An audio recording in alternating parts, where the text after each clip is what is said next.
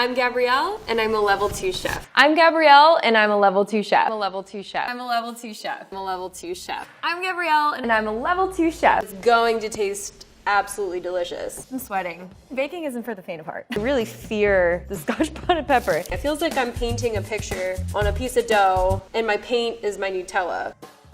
It's a great beer. I'm like, what is that? Who is she? She's saffron. Love. They look amazing. Be very just tender and loving. They're perfect just the way they are. Let's see. Oh my God, it smells so good. I'm so excited. I'm gonna see what 2 of these bars look like, and maybe we'll do 3. Probably 3.